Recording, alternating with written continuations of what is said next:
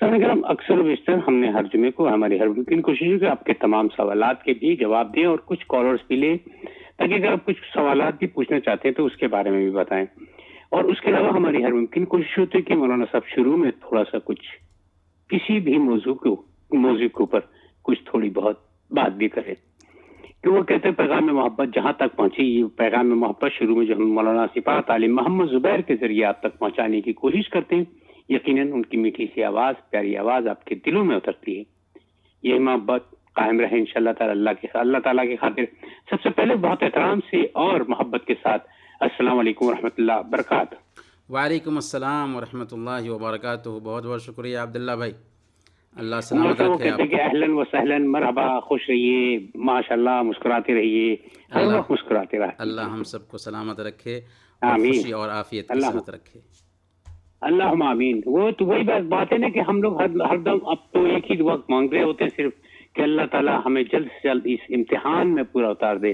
جی بالکل. کیونکہ ہمارے جو ایز اے مسلمان کے طور پہ یقیناً آپ بھی اس بات پہ زیادہ اس پہ تھوڑا سا بات کریں گے آخر میں جا کے، جی کہ ایز اے مسلمان کے طور پہ ہم لوگ آنے والی مشکلات کو امتحان سمجھتے ہیں اللہ تعالیٰ کی طرف سے، اور امتحان میں انشاءاللہ پاس ہونا پڑے گا ہمیں. جی ہاں، صبر اللہ سے، رب محبت سے العالمین امتحان. اللہ جی. رب العالمین اپنے بندوں کو آزماتا ہے، ہوں. اور جب اللہ رب العالمین کی اپنے بندوں کے لیے آزمائش ہوتی ہے تو اللہ رب العالمین اسی میں خیر رکھا ہوتا ہے. اسی لیے سبحان اللہ، اللہ کے سبحان نبی اللہ صلی اللہ علیہ مولانا وسلم صاحب. فرماتے ہیں من یرید اللہ بہ خیرا یصب منہ. اللہ تعالیٰ بندے کے ساتھ اگر بھلائی کرنا چاہتا ہے تو اس کو کسی نہ کسی پریشانی میں مبتلا کر دیتا ہے. کرونا وائرس بھی ہو سکتا ہے کہ اللہ کی طرف سے ایک آزمائش ہو، اور اس کا انشاءاللہ ہماری زندگی میں بہتر نتیجہ ہے. انشاءاللہ تعالی. اور مولانا صاحب اسی بات کو تھوڑا سا اور بھی آگے بڑھائیں گے. آج ہم چاہ رہے ہیں کہ اسی موضوع کو تھوڑا سا آگے بڑھایا جائے، اور وہ رحمان، وہ رحیم، وہ رب العالمین کے بندوں کی چند اوصاف کے بارے میں آج بات کریں گے. مومنین کے اوصاف قرآن کی روشنی میں مولانا صاحب کیا بیان کریں گے؟ جی عبداللہ بھائی، الحمدللہ رب العالمین والصلاة والسلام علی قائد الغر المحجلین نبینا محمد وعلی آلہ وصحبہ اجمعین. پیدائش کے اعتبار سے دنیا کے سارے انسان رحمان کے بندے ہیں کہ سب کا خالق، سب کا مالک اور رازق اللہ تعالیٰ ہی ہے، اور ہر بچہ اسلام پر پیدا ہوتا ہے. لیکن آج ہم رحمان کے حقیقی بندوں کے چند اوصاف بیان کریں گے جو شعوری طور پر اللہ کی بندگی کرتے ہیں. قرآن کریم میں سورہ الفرقان کی آخری چند آیات میں رحمان کے بندوں کے چند اہم اوصاف بیان کیے گئے ہیں. ان اوصاف میں سب سے پہلا وصف یہ ہے کہ رحمان کے بندوں کی یا مومنین کی چال میں عاجزی ہوتی ہے. اللہ فرماتا ہے وَعِبَادُ الرَّحْمَنِ الَّذِينَ يَمْشُونَ عَلَى الْأَرْضِ هَوْنًا. اور رحمان کے سچے بندے وہ ہیں جو زمین پر نرمی اور فروتنی کے ساتھ چلتے ہیں. نرم چال سے مراد ہے سکون اور وقار کے ساتھ شریفانہ چال چلنا، نہ کہ مریل چال جس میں ضعیفی اور کمزوری جھلکتی ہو. گویا رحمان کے بندوں میں عاجزی ہوتی ہے، فروتنی ہوتی ہے، انکساری ہوتی ہے، خاکساری ہوتی ہے. ان میں غرور نہیں ہوتا، ان میں تکبر نہیں ہوتا، ان میں گھمنڈ نہیں ہوتا، ان میں فخر نہیں ہوتا. اور گھمنڈ کس بات پر؟ کیا اسے یاد نہیں کہ وہ شرمگاہ کے راستے سے 2 بار نکلا؟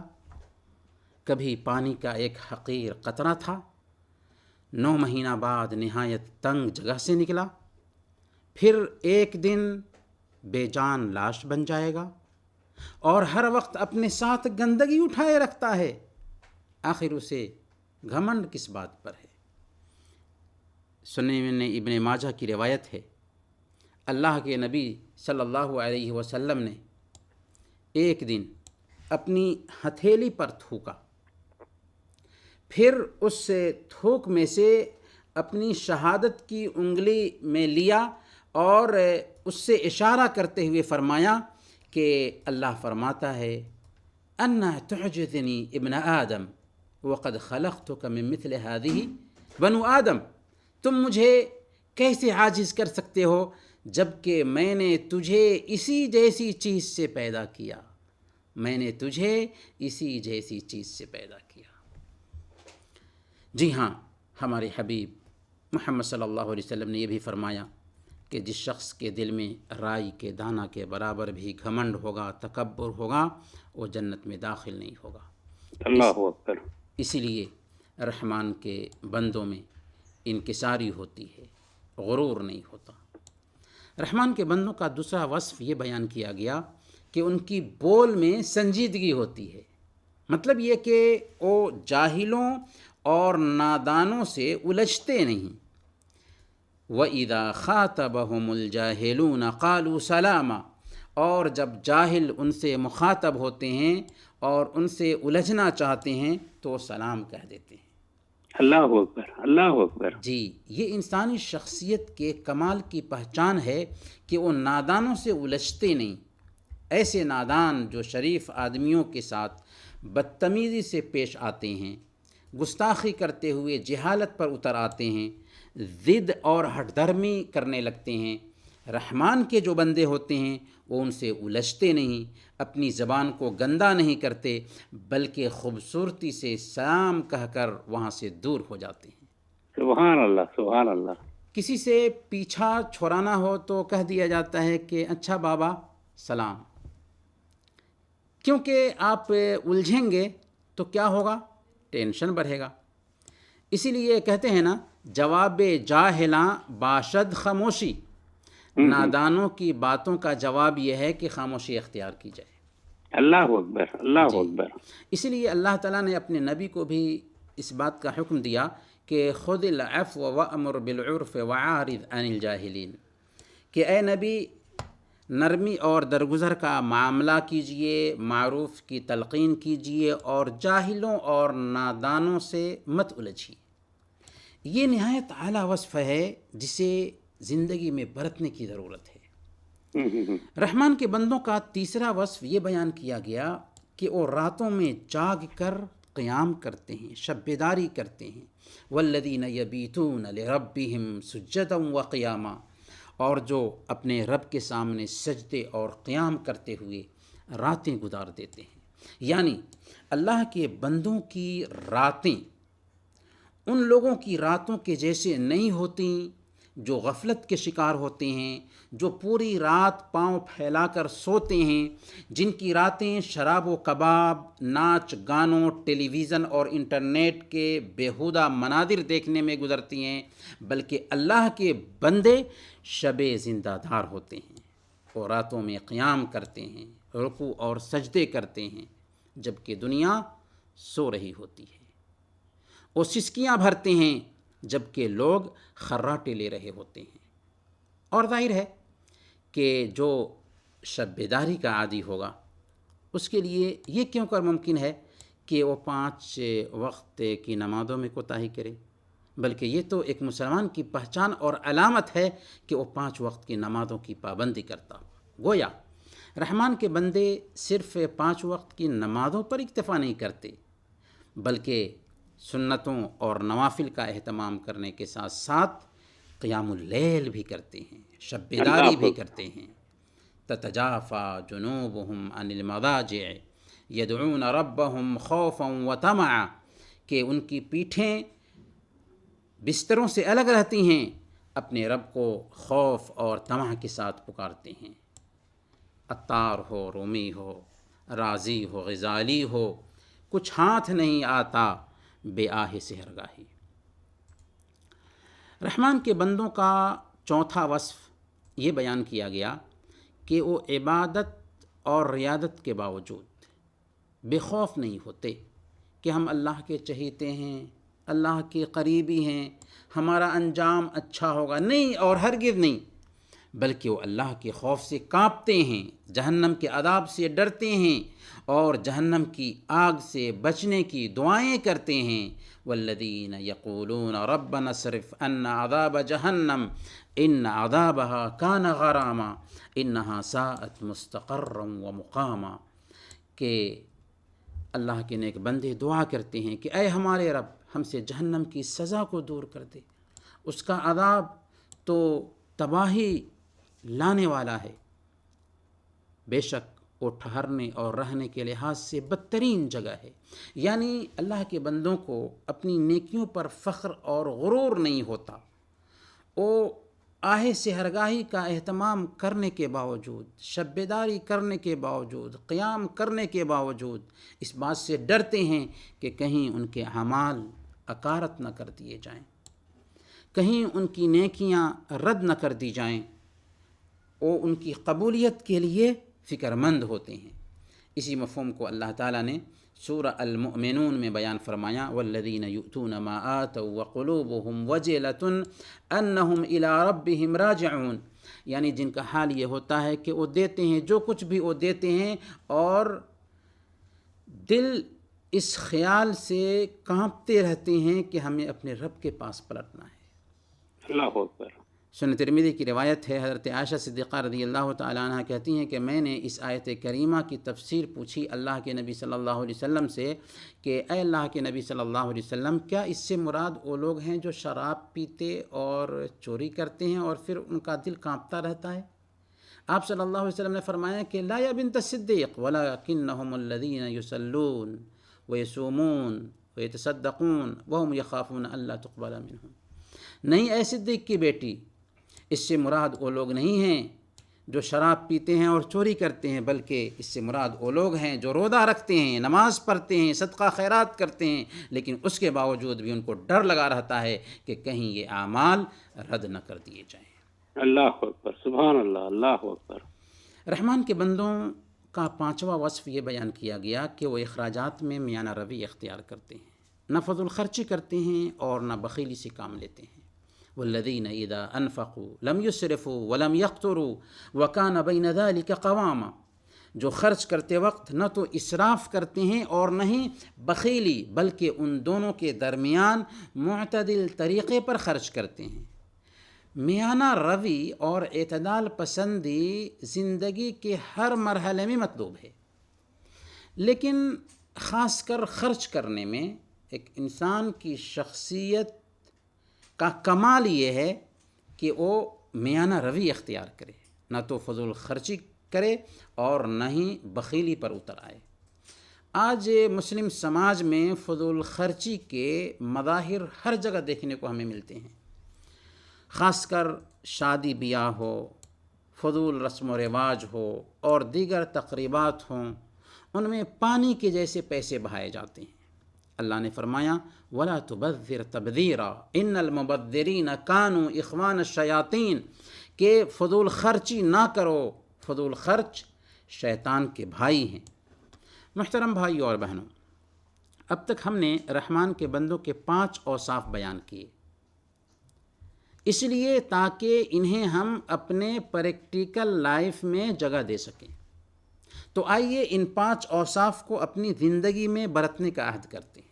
سب سے پہلے نمبر پر ہم عاجزی اختیار کریں اور تکبر، گھمنڈ اور فخر سے بچیں، کیونکہ رحمان کے بندوں میں عاجزی ہوتی ہے، انکساری ہوتی ہے، خاکساری ہوتی ہے، تکبر نہیں ہوتا، گھمنڈ نہیں ہوتا۔ دوسرے نمبر پر نادانوں کو بائی بائی کہیں، ان سے تکرار کر کے اپنی انرجی کو برباد نہ کریں، کیونکہ رحمان کے حقیقی بندے نادانوں سے الجھتے نہیں بلکہ خوبصورتی سے وہاں سے کھسک جاتے ہیں۔ تیسرے نمبر پر 5 وقت کی نمازوں کی پابندی کے ساتھ شب بیداری اور قیام اللیل کی عادت ڈالیں، کیونکہ رحمان کے حقیقی بندے راتوں میں جاگ کر قیام کرتے ہیں، شب بیداری کرتے ہیں۔ وہ صرف 5 وقت کی نمازوں پر اکتفا نہیں کرتے، سنتوں اور نوافل کا اہتمام کرنے کے ساتھ قیام کا بھی اہتمام کرتے ہیں۔ سبحان اللہ، سبحان اللہ۔ چوتھے نمبر پر جہنم سے ہمیشہ اللہ کی پناہ مانگتے رہیں اور اس سے بچنے کی تیاری کرتے رہیں۔ جہنم کا عذاب بڑا سخت ہے، کیا پتہ کہ ہماری موت بہت قریب ہو اور اسی غفلت میں ہماری روح قبض کر لی جائے، اس لیے جہنم سے بچنے کی تیاری کرتے رہیں کیونکہ رحمان کے حقیقی بندے جہنم کے عذاب سے ڈرتے ہیں اور جہنم سے بچنے کی دعائیں کرتے ہیں۔ اللہ ہم سب کو جہنم سے بچائے۔ پانچویں نمبر پر اپنی زندگی میں اعتدال لائیں اور رسم و رواج کی فضول خرچیوں سے خود کو پاک رکھیں، کیونکہ رحمان کے حقیقی بندے اخراجات میں میانہ روی اختیار کرتے ہیں، نہ فضول خرچی کرتے ہیں اور نہ ہی بخیلی سے کام لیتے ہیں۔ انہی 5 اوصاف پر عبداللہ بھائی آج گفتگو کو ہم لگام دیتے ہیں۔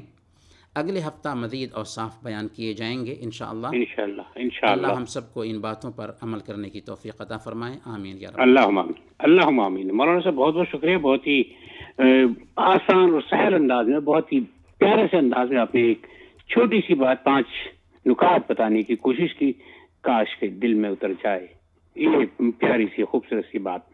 سامعین کرام، مولانا صاحب ایک چھوٹے سے وقفہ لیں گے، وقفے کے بعد جب ہم دوبارہ واپس آئیں گے تو کچھ سوالات بھی لیں گے اور کچھ سوالات آپ سے میں پوچھوں گا بھی، تو جو ہمارے پاس آتے رہتے ہیں سوالات، وہ سوالات بھی پوچھوں گا اور دوسرے ہم کچھ کالرز بھی لیں گے، مگر ایک چھوٹے سے وقفے کے بعد۔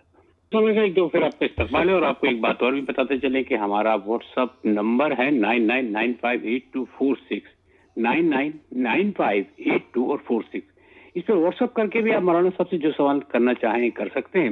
اس کے علاوہ فیس بک اس وقت ہماری لائیو ہے، تو اس لائیو میں فیس بک کے پر بھی آپ جو کوئی بھی سوال کرنا چاہیں تو کوئی سوال کر سکتے ہیں، مولانا صاحب لائیو میں اس کو جواب دے دیں گے۔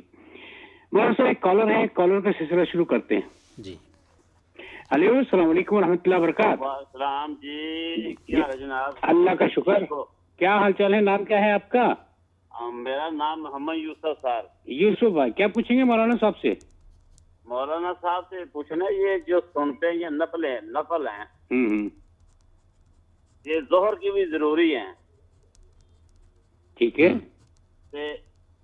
کچھ آدمی پڑھتے ہیں کچھ نہیں پڑھتے، جو پڑھتے ہیں وہ بھی 2 پڑھتے ہیں، اس کا کیا حکم ہے؟ بس ٹھیک ہے، بس ٹھیک ہے، پوچھ لیں۔ سنتا سارے جو 5 نمازیں ہیں سنتا، بعد میں جو پڑھنی چاہیے نفل پڑھنی چاہیے، یا کیا حکم ہے؟ بس ٹھیک ہے، ابھی مولانا صاحب مفصل بتائیں گے آپ کو۔ بہت شکریہ آپ کا، بہت مہربانی، اوکے جی، بہت شکریہ، بہت شکریہ۔ مولانا صاحب سمجھ میں آ گیا آپ کے؟ جی جی بالکل۔ وہ فرض نمازوں کے علاوہ جو نفل اور سنت ہے ان کا کیا حکم ہے، اس کے بارے میں پوچھنا چاہ رہے ہیں۔ جی اور ہمارے ساتھ ایک کالر اور بھی ہے، مگر اس کالر کو لینے سے پہلے سامعین کرام میں آپ کو صرف اتنا سے بتاتے چلوں کہ مولانا صفات عالم محمد زبیر ہمارے ساتھ اس وقت لائیو موجود ہیں 22457588 پر۔ آپ ان سے فون کر کے بھی، ان سے ڈائریکٹ فون کر کے آپ ان سے سوالات پوچھ سکتے ہیں، جو بھی سوال آپ کے ذہن میں ہے۔ ہمارے ساتھ ایک کالر آ گئے ہیں۔ جی ہیلو، السلام علیکم جی، کیا حال چال ہے آپ کے؟ اچھا مولانا صاحب، ایک سوال اس میں یہ پوچھ لوں کہ کیا ایسی کوئی ٹی شرٹ پہن کر نماز پڑھ سکتے ہیں جس پر جاندار کی تصویر ہو؟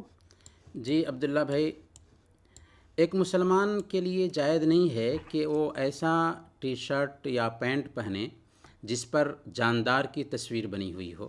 صحیح۔ اللہ کے نبی صلی اللہ علیہ وسلم نے فرمایا تھا لا تدع صورۃ الا طمستھا، کہ کوئی بھی تصویر دیکھو تو اسے مٹا دو۔ اور صحیح مسلم کی ایک روایت میں آتا ہے اللہ کے نبی صلی اللہ علیہ وسلم نے حضرت عائشہ صدیقہ رضی اللہ تعالی عنہا کے دروازے پر ایک پردہ لٹکا ہوا دیکھا جس پر تصویر بنی ہوئی تھی، تو آپ غصہ ہو گئے اور اسے اتارنے کا حکم دیا۔ چنانچہ حضرت عائشہ صدیقہ رضی اللہ تعالی عنہا نے اس کو اتارا اور اس کے 2 تکیے بنا لیے۔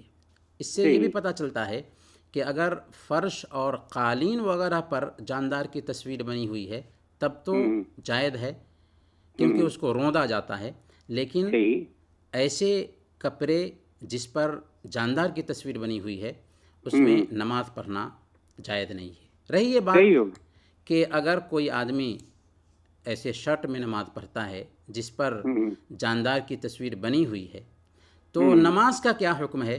تو بعض علماء یہ کہتے ہیں کہ اس کی نماز باطل ہو جائے گی، اور بعض علماء یہ کہتے ہیں کہ اس کو گناہ ہوگا لیکن اس کی نماز صحیح ہوگی۔ اور یہی قول راجح ہے کہ نماز تو اس کی صحیح ہوگی لیکن برکیف شرٹ پر جاندار کی تصویر رکھنے کی وجہ سے گناہ ہوگا۔ اللہ اکبر۔ ایک کالر ہے ہمارے ساتھ۔ ہیلو، السلام علیکم ورحمۃ اللہ وبرکاتہ۔ ہلو، جی جی السلام علیکم عمران بھائی، کیا حال ہے آپ کے؟ میں ٹھیک ہوں، آپ کیسے ہیں؟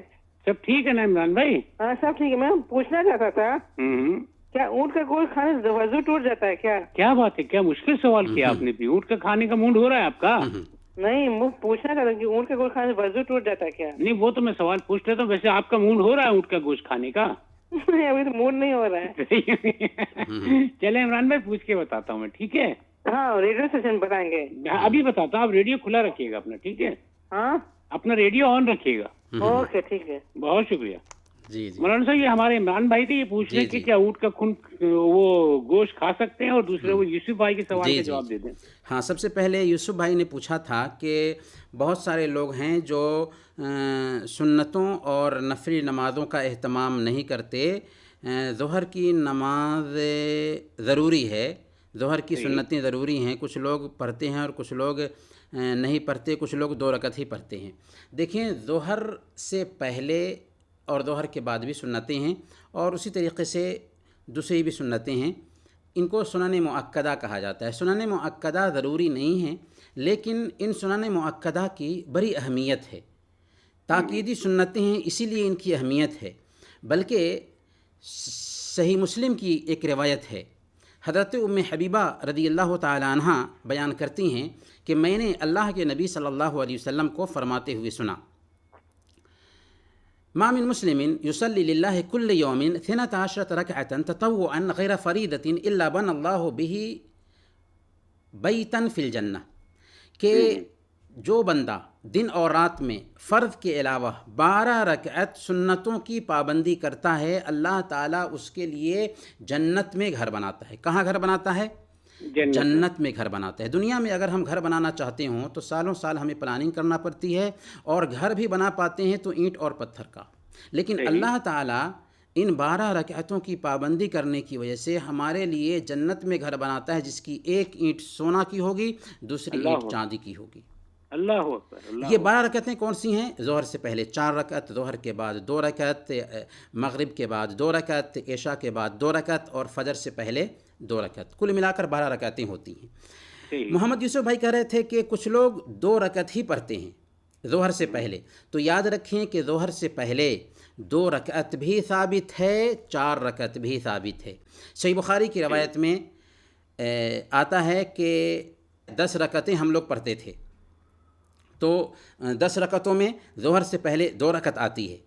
اور صحیح مسلم کی روایت میں آتا ہے کہ جیسا کہ حضرت ام حبیبہ رضی اللہ تعالیٰ عنہ کی حدیث ہم نے ابھی سنی، اس میں 12 رکعتوں کی فضیلت بیان کی گئی ہے. اور فضیلت یہ بیان کی گئی کہ جو لوگ ان 12 رکعتوں کی پابندی کرتے ہیں، اللہ تعالیٰ ان کے لیے جنت میں گھر بناتا ہے.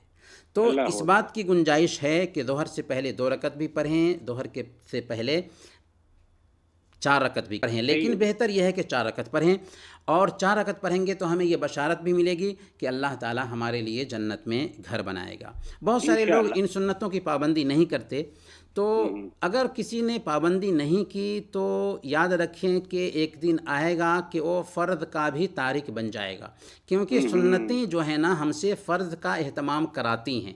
اسی لیے سنتوں کا اہتمام ضرور کرنا چاہیے. اور یہ سنتیں کیا ہیں؟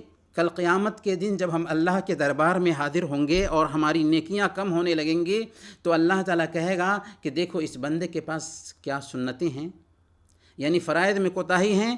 تو اللہ تعالیٰ کہے گا کہ سنتوں کو دیکھو. اگر سنتوں میں کمال ہے تو فرائض کی کمی ان سنتوں کے ذریعہ پوری کر دی جائے گی. اس لیے ان سنتوں کا بھی اہتمام کرنا چاہیے. اللہ اکبر. اچھا مولانا صاحب، ایک کالر ہے ہمارے ساتھ. ہلو، السلام علیکم. ہلو، آپ کو میری آواز آ رہی ہے؟ ہلو. اچھا مولانا صاحب، وہ عمران بھائی کے سوال کا جواب دے دیں. عمران بھائی نے پوچھا ہے کہ کیا اونٹ کا گوشت کھانے سے وضو ٹوٹ جاتا ہے؟ اس سلسلے میں راجح قول یہی ہے کہ اونٹ کا گوشت کھانے سے وضو ٹوٹ جاتا ہے، کیونکہ اس سے بات کی تائید حدیث کرتی ہے، اور یہ حدیث صحیح مسلم کی ہے، جو حدیث کی صحیح ترین کتاب ہے۔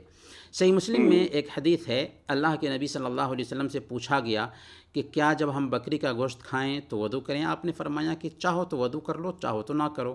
آپ سے پوچھا گیا اگر ہم اونٹ کا گوشت کھائیں تو وضو کریں؟ آپ نے فرمایا توضأ من لحوم الابل، اونٹ کا گوشت کھانے سے وضو کرو۔ تو اللہ کے نبی صلی اللہ علیہ وسلم کا فرمان ہمارے سامنے آ گیا، تو ہمیں اس کے سامنے سر ٹیک دینا چاہیے اور اونٹ کا گوشت کھانے کے بعد وضو کرنا چاہیے۔ صحیح ہو گیا مولانا۔ اچھا ایک سوال ہے مولانا صاحب، اسلام میں کیا خودکشی کا کوئی حکم ہے اس کے بارے میں کہ؟ جی، اسلام میں خودکشی جائز نہیں ہے، حرام ہے، کیونکہ ہم اپنے جسم کے خود مالک نہیں ہیں۔ یہ جسم اللہ کا بنایا ہوا ہے اور وہی اس کا مالک ہے، آپ کو اختیار نہیں ہے کہ اسے آپ تباہ کر دیں۔ اسی لیے اس کی سختی وارد ہوئی ہے ہمارے اسلام میں۔ صحیح بخاری کی روایت ہے، اللہ کے نبی صلی اللہ علیہ وسلم نے ارشاد فرمایا کہ من قتل نفسہ بشیء فی الدنیا عذب بہ یوم القیامہ، کہ جس شخص نے اپنے آپ کو کسی بھی چیز سے دنیا میں قتل کیا، کل قیامت کے دن اسی کے ذریعہ اس کو عذاب دیا جائے گا۔ اللہ اکبر۔ یعنی اگر کسی نے چاقو سے خود کو مارا تھا تو قیامت کے دن جہنم میں چاقو سے اپنے آپ کو مارتا رہے گا۔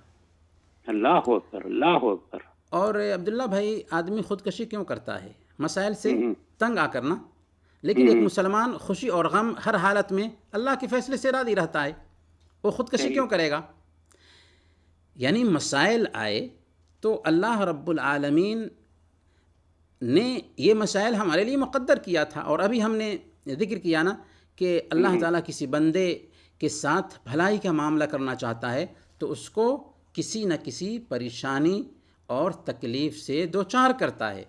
اور ایک مومن کی شان کیا ہوتی ہے کہ اگر اس کو خوشی ملتی ہے تو اللہ کا شکر ادا کرتا ہے، اور پریشانی آتی ہے تو صبر کرتا ہے، کیونکہ وہ سمجھتا ہے کہ یہ پریشانی اللہ کی طرف سے ہے۔ اب وہ خودکشی پر آمادہ نہیں ہوتا، بلکہ صبر کر کے ہی مزہ لیتا ہے۔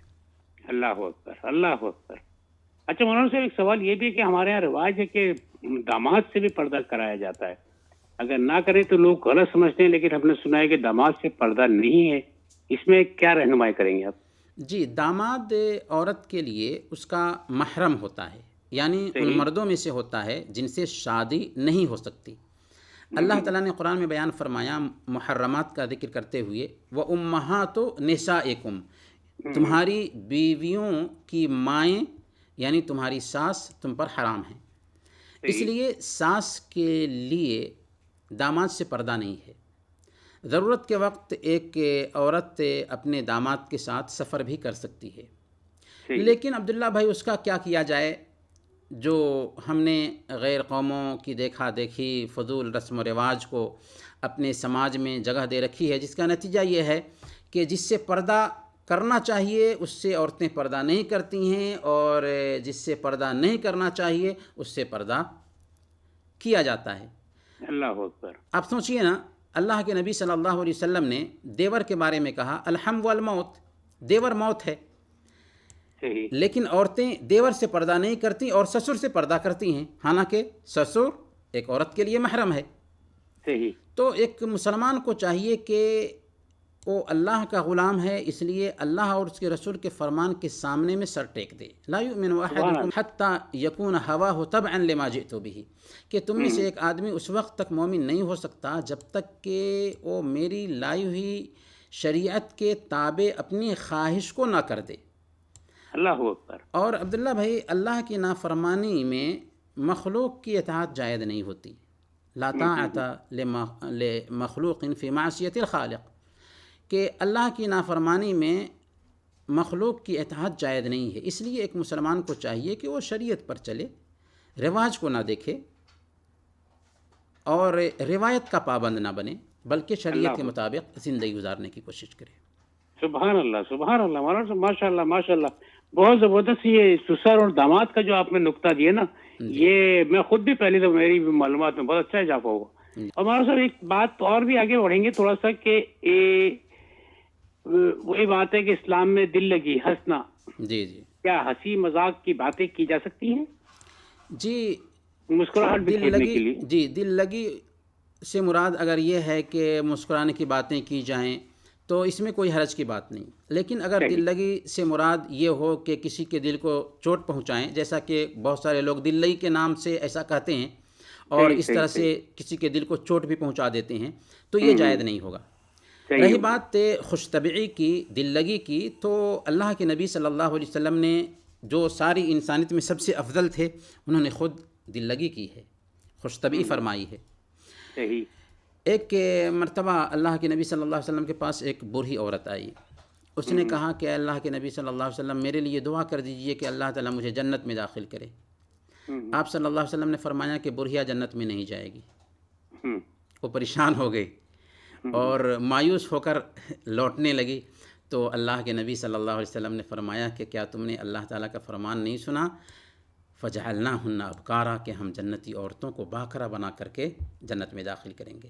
تو اللہ کے نبی صلی اللہ علیہ وسلم ان سے دل لگی کرتے ہیں کہ بڑھیا جنت میں نہیں جائے گی، کیونکہ بوڑھی عورت بڑھاپے کی حالت میں جنت میں نہیں جائے گی، بلکہ اللہ رب العالمین ان کو 33 سال کی عمر میں کر کے جنت میں داخل کرے گا. اللہ اکبر، اللہ اکبر. اسی طریقے سے ایک اور واقعہ مجھے یاد آیا. اللہ کے نبی صلی اللہ علیہ وسلم کے پاس میں ایک صاحب آئے اور انہوں نے کہا کہ اے اللہ کے نبی صلی اللہ علیہ وسلم، ایک سواری مجھے دیجئے، ایک اونٹ مجھے چاہیے. اللہ کے نبی صلی اللہ علیہ وسلم نے فرمایا کہ ہم تجھے ایک اونٹنی کا بچہ دیتے ہیں. مانگا تھا سواری کے لیے ایک اونٹ، تو اللہ کے نبی صلی اللہ علیہ وسلم نے کہا کہ ہم تجھے ایک اونٹنی کا بچہ دے دیتے ہیں. انہوں نے کہا یا رسول اللہ، ہم اونٹنی کے بچہ کا کیا کریں گے؟ ہمیں تو سواری کے لیے اونٹ چاہیے. آپ نے فرمایا ہر اونٹ کسی نہ کسی اونٹنی کا بچہ ہی تو ہوتا ہے.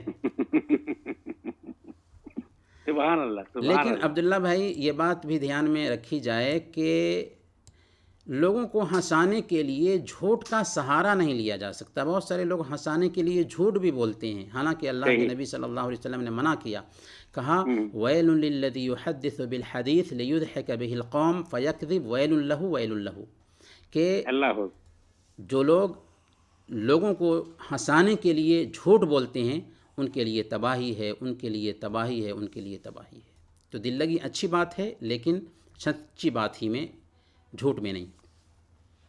اچھا مولانا صاحب، ایک تھوڑا سا لمبا سوال ہے کہ ایک بندے نے یہ کہیں سنا تھا میں نے کہ ایک بندہ جو حج کرنا چاہتا ہے، جی جی، اور اپنے ریٹائرمنٹ کے پیسے 4 لاکھ یا 5 لاکھ روپے اس نے جمع کر کے رکھے ہوئے، جی جی، جب تک وہ حج نہیں کرتا، لیکن اگر ان پیسوں پر سال گزر گیا اور وہ حج پر نہیں جا سکا، تو کیا زکوٰۃ واجب ہو جائے گی اس پہ، انہی پیسوں پر؟ جی، یہ بہت اہم سوال ہے عبداللہ بھائی. ایسی غلطی عام طور پر لوگوں سے ہوتی رہتی ہے. روپیے، پیسے اور نقدی سکے جب نصاب کو پہنچ جائیں اور ان پر سال گزر جائے تو ان کی زکوٰۃ مالک پر واجب ہو جاتی ہے، چاہے انہوں نے اس رقم کو حج کے لیے ہی خاص کیوں نہ رکھا ہو، چاہے گھر بنانے کے لیے خاص کر کے کیوں نہ رکھا ہو، چاہے شادی کرنے کے لیے خاص کر کے کیوں نہ رکھا ہو، چاہے کسی بھی نیکی کا کام کرنے کے لیے انہوں نے خاص کر کے کیوں نہ رکھا ہو. اگر وہ رقم ہمارے گھر پر رکھی ہوئی ہے اور اس رقم پر سال گزر جاتا ہے اور وہ رقم نصاب کو بھی پہنچ جاتی ہے، تو ایسی حالت میں اس رقم پر زکوٰۃ واجب ہوگی.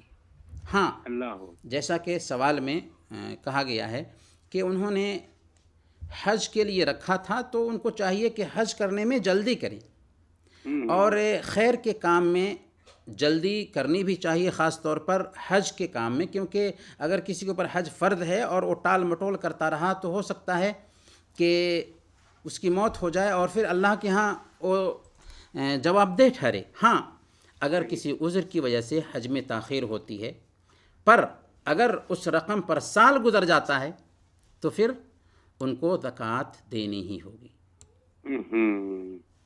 اچھا مولانا صاحب، ایک آخری سوال آپ سے چلتے چلتے کرتا چلوں کہ ایک صاحب نے کوئی قسم کھا لی ہے تو اس کا کفارہ کیسے ادا کریں گے وہ؟ جی، جھوٹی قسم جس کو کہیں گے آپ. ہاں، قسم 3 طرح کی ہوتی ہے.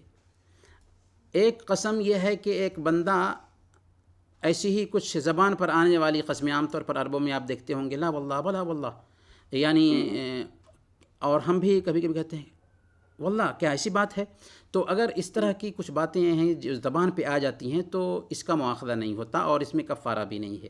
اسی طریقے سے اگر کوئی آدمی جھوٹی قسم کھاتا ہے تو جھوٹی قسم میں بھی کفارہ نہیں ہے، یعنی کسی کو دھوکہ دینے کے لیے قسم کھایا، جھوٹی قسم کھایا تو یہ گناہ کا کام ہے، اور کفارہ اس قسم کا ازالہ بھی نہیں کر سکتا، اسی لیے اس میں توبہ ضروری ہے۔